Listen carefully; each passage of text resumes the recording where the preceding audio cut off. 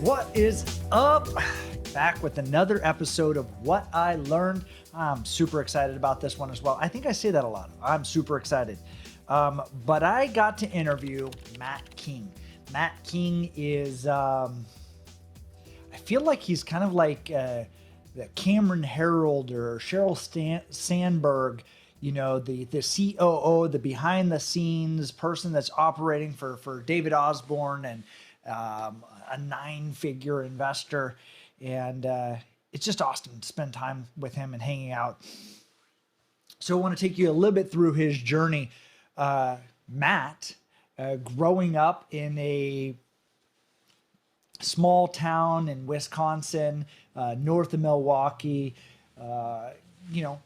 really, taking that small town grassroots and discovering this entrepreneurial spirit, started a t-shirt business. While he was going to school, he's making t-shirts as his side hustle. He was going to make, hundreds of dollars doing a t-shirt run or write a term paper. And you know what he did? He's leaned in on himself and started making more t-shirts. His girlfriend,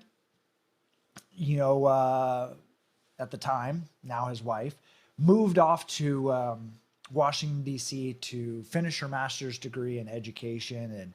And he decided to move with her and continue that relationship. And obviously, like I just said, subsequently, they've now been married and have a couple of kids. But because of that spurring of his wife, it created the, pushing the baby bird out of the nest, a nest outside of what is that small town, Milwaukee. He moved to DC, Baltimore area. He had sold his t-shirt business. He made $30,000 and he's, 22, 23 years old, young kid. Like, man, I've made it. I got, $30,000 in my bank account. I am rich. And he used knowledge. And one of these things is he, for young couples out there or people that maybe not young, but dinks, dual income, no kids, what they did is they started creating some action items in their life that allowed and propelled them that action step of being disciplined. And while dinks, they read this book called, let me see here. It's, I think it was Smart Couples Finish Rich. And so what they did is they said that dinks, those dual income, no kids, when they had two incomes, they would live off of one and save all of the other one. And because they, sometimes kids are expensive, but they saved and saved and saved. That action item allowed them to ultimately buy a house subsequently a few years later, buy it in the downturn of the market that generated massive amounts of wealth. One of the other key things that Matt brought up in his discussion was just action. A choice when you're younger or when you're you think things are going to be right and wrong. But when you create an action or you create a choice, it actually gives you more opportunity, more choices to make from there. So just by creating action, it's not right or wrong, but it opens up more possibilities. And so each time he took action, he didn't know what was on the other side of that, but it opened up his possibilities. And each time throughout creating action, it illuminated more and more of the potential into his life. One of the key takeaways was some of the elements that he implemented, just being around other successful people, being part of a mastermind, or he really wasn't even part of the mastermind. The mastermind sometimes costs, thousands of dollars. And actually, he didn't even know what a mastermind was, like myself. I didn't know what a mastermind was. Lewis Howes talked on a podcast and he said, oh, the best thing I've ever done is be part of a mastermind. And I was just like, I don't know what a mastermind was. I actually remember Googling, what is a mastermind? ?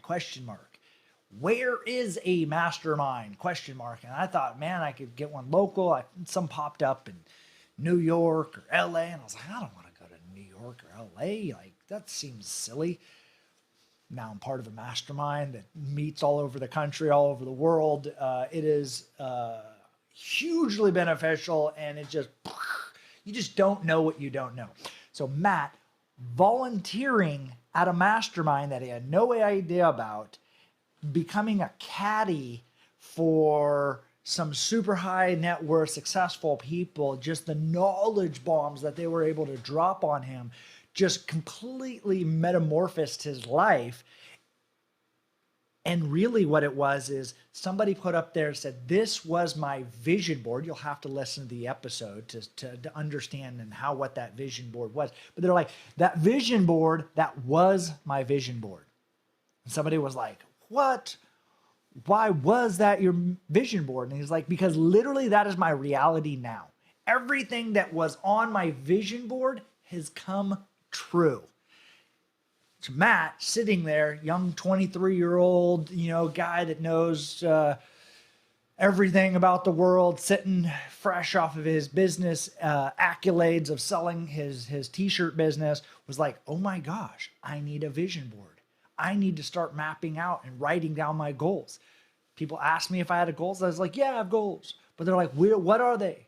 What are they specifically? So that's one of the things that being part of this mastermind group is writing out your goals. Not only writing out your goals, but creating them and creating a vision board for them.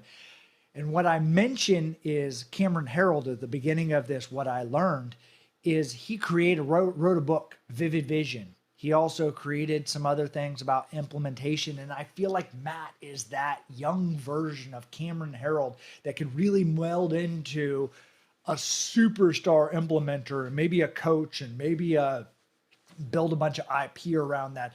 But he's unbelievable. And it's just so inspiring to see somebody like that. One of the other big key features was David Osborn is a friend of mine, and he's this rocket ship. He has this visionary vision for, I don't know, unlimited upside potential. Matt was able to understand that his vision is a much bigger version of himself within and riding on the rocket ship that is David Osborn. So he wanted to be the rocket fuel to help launch the rocket even further. And then we didn't dive into it on the podcast, but David's network was maybe, into the 8 figures, and now is pushing into the 9 figures since the time that Matt has worked for him. And how he did that, and I'm not going to say that Matt was completely responsible from him going from 8 to 9 figures, but I believe many of the things that he implemented and created was exactly that. He was freeing up David to a bigger and better version of himself. So what he did is he just started looking at ways in which he could make sure that David was doing the 3 to 5 like superstar things that he was better at than anybody else. And then all the other mundane and trivial kind of tasks that even, that all exist within our own lives were eliminated from his calendar. Every morning he talked about like how it was kind of a crap show every morning, like run, where's my keys? Where's my journal? Where's my sunglasses? I've been there lots of mornings too. But so Matt did was just literally put together a system of, he got his journal, he got his sunglasses, he got his keys, he put it all together, and it was all sitting in the car. It was ready for David to go so that he was on time to his meetings every day. He wasn't creating a stressful environment of being 10, 20, 30 minutes late to appointment. So David could show up and be present and create the opportunities and partnerships and other things that exponentially grew himself to 10x in less than the decade that Matt's been working for him. So there's more people that exist in this world that are not the visionary, that actually can work within and underneath someone else's rocket ship, that can be the implementer, that doesn't need the MVP trophy or accolade. But the reality is they are that MVP because they're doing all the behind the scenes work that makes sure that things are getting done that need to get done. Oftentimes that is somebody standing up on stage, the Elon Musk of the world, with the Cybertruck. He didn't build the Cybertruck. He didn't do those things, but a lot of people behind the scenes and the vast majority of the people worked on creating those things. Matt's one of those people. And what he's understood is of that servant mentality of heart is just diving in, is your vision and maybe Matt's market cap or trajectory or tie-in potential of what he would have been being an entrepreneur and a hard driver himself. Maybe he would have been able to achieve a millionaire status or a couple millionaire status. But in the world of David Osborn is he may be able to generate tens of millions or hundreds of millions himself because of that rocket ship that he's riding and helping to pilot along is, and that's the vision of the bigger person. So if you could go work for Elon Musk, go work for Elon Musk. Can you work for some of these other people that have a bigger vision than you do? And does your version of the world play within, and you can find ways to create and become the rocket fuel? That's what Matt is. And maybe that's the nickname Rocket Fuel for Matt King. And just his ability to understand and see the whole scene, the macro view. And really, I think one of the key things, the attributes that I love about Matt, and I love that he sees in other people, is that servant mentality. Think about this as a server, a waiter, somebody, waitress, at a restaurant. When you have like really fantastic service, you just know, you can feel it. Like, you don't have to like shake your drink that, hey, you're missing out on the water. You don't have to know when the next course is, like just everything flows seamlessly. Like those good servers are filling your cup up when you're at the last little bit of sips.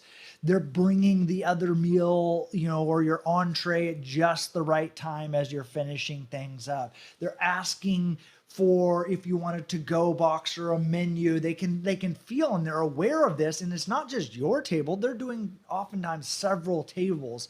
And so their ability to look at all of these things and understand the mechanisms and the nuances of it is just like, oh, these people are that, this is the other thing. Matt has that, but on a business level. And I believe that a lot of servers and people that understand that servant mentality have unbelievable EQ and potential in business if they're just put in the right seat on the right bus. And so I think that is hugely valuable. How can servants and servant heart or servant leaders really win in this next version of the world is exactly that, is understanding the mechanisms and becoming rocket fuel Matt King. So I want to wrap that up. This episode of what I learned about Matt King, how valuable this is for me to get a chance to interview some of these people. Dive into the episode. Matt goes into more detail. He references other books that are going to be real tactical things that you can take to the next level to achieve your success, how you can implement those vision and just creating action. Again, thank you for listening to What I Learned. This is Jake Harris. Enjoy your day.